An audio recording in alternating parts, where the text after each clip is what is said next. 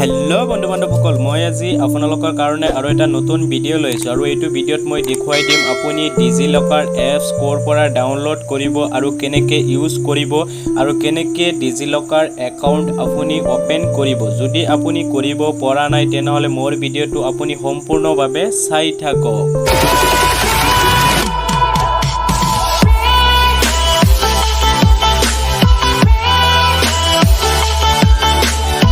আপুনি যদি DigiLocker এপছটো download কৰিব বিচাৰিছে তেনেহলে আপুনি কি কৰিব ফাৰ্ষ্টত প্লে ষ্ট'ৰ যাব প্লে ষ্ট'ৰ যাই আপুনি কি কৰিব ডাইৰেক্ট লিখিব DigiLocker লিখি আপুনি কি কৰিব ডাইৰেক্ট আপুনি ডাউনলোড কৰিব ডাউনলোড কৰাৰ পিছত আপুনি কি কৰিব ওপেনত ক্লিক কৰি দিব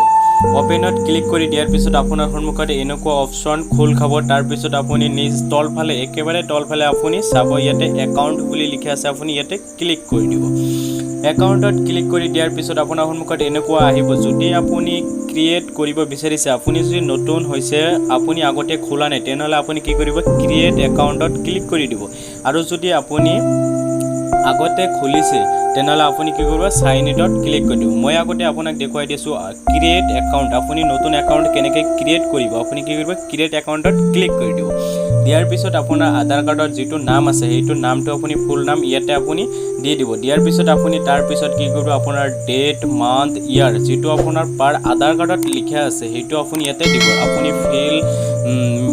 মেল নে ফিমেল না আদার্স আপুনি এটো দি দিব আৰু আপুনি কি কৰে যিকোনো এটা মোবাইল নাম্বাৰ ইয়াতে দি দিব তাৰ পিছত আপুনি 6 ডিজিট সিকিউৰিটি পিন এটো আপোনাৰ পাৰ্সোনাল আপুনি সিকিউৰিটি পিনটো আপুনি সেট কৰিব আৰু যিকোনো এটা ইমেইল আইডি আপুনি ইয়াতে দি দিব দিয়াৰ পিছত আপুনি কি কৰিব তলত একদম হেকত আপুনি কি কৰিব আধাৰ কাৰ্ড নাম্বাৰটো ইয়াতে দি দিব দিয়াৰ পিছত আপুনি কি কৰিব সাবমিটত ক্লিক কৰি দিব সাবমিটত ক্লিক কৰি দিয়াৰ পিছত আপোনাৰ এইটো একাউণ্ট ক্ৰিয়েট হৈ যাব আপোনাৰ মোবাইলতে মেছেজ আহি যাব যেটো নাম্বাৰ আপুনি ইয়াতে দিব হেটো নাম্বাৰত মেছেজ আহি যাব তাৰ পিছত আপুনি কি কৰিব লাগিব আপুনি লগইন কৰিব লাগিব আপুনি কেনেকৈ লগইন কৰিব আপুনি কি কৰিব সাইন ইনত ক্লিক কৰি দিব সাইন ইনত ক্লিক কৰি দিয়াৰ পিছত আপুনি কি কৰিব ইয়াতে আধাৰ কাৰ্ড নাম্বাৰ বা আপুনি যেটো মোবাইল নাম্বাৰ ইউজ কৰিছিল হেটো মোবাইল নাম্বাৰ ইয়াতে দি দিব মই আপোনাৰ সন্মুখতে দেখুৱাই দিছো আপোনাৰ সন্মুখতে মই এটো লগইন কৰি দেখুৱাই দিছো এনেকৈ আপুনি মোবাইল নাম্বাৰটো দিব তাৰ পিছত আপুনি কি কৰিব পিন দিব আপোনাৰ 6 ডিজিট পিনটো দিব দিয়াৰ পিছত আপুনি কি কৰিব সাইন ইনত ক্লিক কৰি দিব সাইন ইনত ক্লিক কৰি দিয়াৰ পিছত আপোনাৰ সন্মুখতে এনেকুৱা অপচন খুল খাব তাৰ পিছত আপুনি যেটো মোবাইল নাম্বাৰ দিছে হেটো মোবাইল নাম্বাৰত এটা ওটিপি আহিব মই আপোনাক দেখুৱাই দিছো এটো ওটিপি আহিছে ওটিপিটো ইয়াতে ফিল কৰাৰ পিছত আপুনি কি কৰিব সাবমিটত ক্লিক কৰি দিব সাবমিটত ক্লিক কৰি দিয়াৰ পিছত আপোনাৰ একাউণ্টটো ওপেন হৈ যাব ওপেন হোৱাৰ পিছত আপুনি কি কৰিব যিকোনো ডকুমেন্টস আপোনাৰ যিবোৰ অৰিজিনাল ডকুমেন্টস আছে এইবোৰ আপুনি হাতত লৈ ঘূৰিব নালাগে আপুনি এইবোৰ জাস্ট ইয়াতে DigiLockerত আপুনি লগইন কৰি আপুনি ইয়াতে এড কৰিব কেনেকৈ এড কৰিব লাগে হেটো মই দেখুৱাই দিছো ইস্যু ডকুমেন্টস আপুনি ইয়াতে ক্লিক কৰি দিব মই ইয়াতে অলৰেডি আধাৰ কাৰ্ড আৰু ড্ৰাইভিং লাইসেন্সটো মই ইয়াতে এড কৰিছো আৰু মই এতিয়া আপোনাৰ সন্মুখত দেখুৱাই দিম পান কাৰ্ড এড কৰি দেখুৱাই দিম আপুনি এই ধৰণৰ আপুনি সকলোবোৰ ডকুমেন্টস ইয়াতে এড কৰি ৰাখি দিব আৰু অৰিজিনাল ডকুমেন্টস লৈ আপুনি কত বাদ ঘূৰিব নালাগে আপোনাৰ যদি পুলিচে ধৰে তেনেহলে আপুনি কি কৰিব DigiLockerত ওপেন কৰি ইয়াতে আপুনি ডিটেইলছটো আপুনি দেখুৱাই দিব হৈ যাব কোনো প্ৰবলেমত পৰিব নালাগে আপুনি কি কৰিব হোমত আহি যাব হোমত আহি যোৱাৰ পিছত আপুনি কি ব্ৰাউজাৰত আহি যাব ব্ৰাউজাৰত আহি যোৱাৰ পিছত আপুনি ইয়াতে সাৰ্চ কৰিব পান কাৰ্ড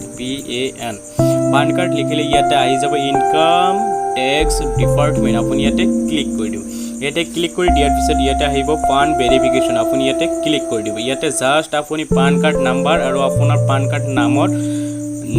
পান কাৰ্ডত যেটো নাম আছে আপুনি হেটো নামটো ইয়াতে ফিল কৰি দিব ফিল কৰি দিয়াৰ পিছত আপুনি গেট ডকুমেন্টছত ক্লিক কৰি দিব গেট ডকুমেন্টছত ক্লিক কৰি দিয়াৰ লগে লগে এটো তাত কি হ'ব সাৰ্ট হৈ যাব মই দেখুৱাই দিছো ক্লিক কৰি দিয়াৰ পিছত ইয়াতে চাব পাৰিব পান ভেৰিফিকেশন ৰেকৰ্ড মোৰ এটো ইয়াতে এড হৈছে আপুনি এনেকৈ এড কৰিব আপোনাৰ যিবোৰ অৰিজিনাল ডকুমেন্টস আছে আপুনি এইবোৰ সকলো আপুনি ইয়াতে এড কৰি থৈ দিব আৰু এড কৰি থৈ দিয়াৰ পিছত আপুনি কি কৰিব যেতিয়া আপোনাৰ পুলিচে বা কোৰ্টবাত লাগিব তেতিয়া আপুনি কি কৰিব DigiLockerটো ওপেন কৰিব ওপেন কৰাৰ পিছত আপুনি ইয়াতে যেটো ডকুমেন্টস আপুনি ইয়াতে এড কৰি থৈ দিছে হেটো ডকুমেন্টছত ক্লিক কৰি দিব আৰু আপোনাৰ যেটো অৰিজিনাল ডকুমেন্টস হেটো তাত শো কৰিব আপুনি হেটো তাত দেখুৱাই দিলে হৈ যাব